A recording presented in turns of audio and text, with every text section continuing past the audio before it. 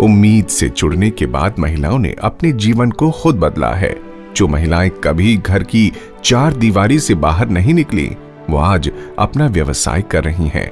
जिन ग्रामीण महिलाओं को जरूरत पड़ने पर कोई 1000 रुपए भी उधार नहीं देता था, आज वही महिलाएं बिना किसी गारंटी के 50,000 रुपए तक का लोन समूह से आसानी से ले लेती हैं।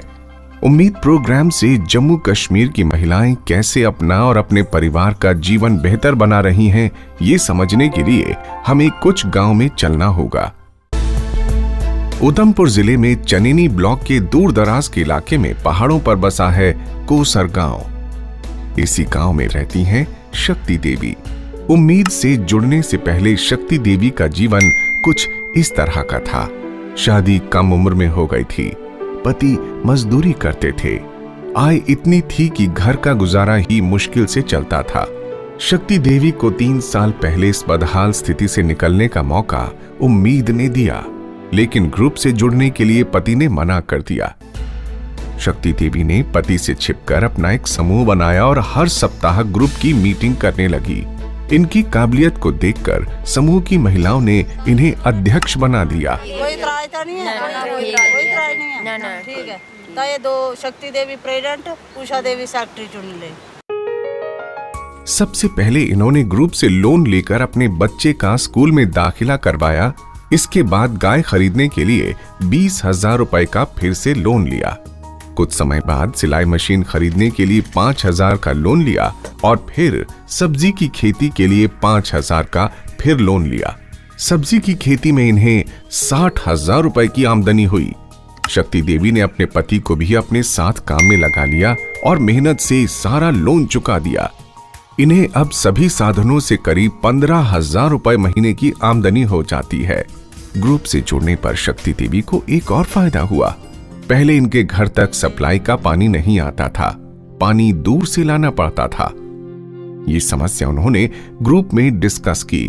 फिर अगले दिन सरपंच से मिलने पहुंच गईं। 1 महीने के अंदर इनके घर पानी पहुंच गया। शक्ति देवी यहीं नहीं रुकी, पहले वो ग्राम संगठन की अध्यक्ष बनी और फिर इंटरनल कम्युनिटी रिसोर्स पर्सन बन गईं।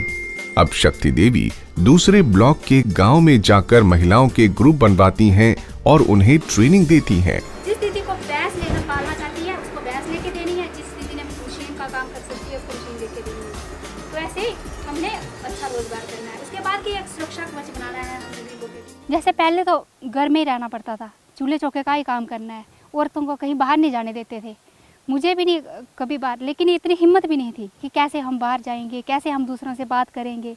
लेकिन जब से ये उम्मीद के ग्रुप बने हैं तो इतना हमें खुशी मिली है कि हम घर से बाहर भी जाते हैं। पहले तो वही मुझे दिन याद आते हैं कि मुझे मीटिंग में जाने नहीं देते थे। आज कहाँ मैं आंध्र प्रदेश में ट्रेनिंग करके आई हूँ, उसके बाद दूसरे ब्लॉकों में मुझे जाने का मौका मिल रहा है। और साथ में जब हम इकट्ठा हुई हैं औरतें तो हमारी एक यूनिटी बन गई है।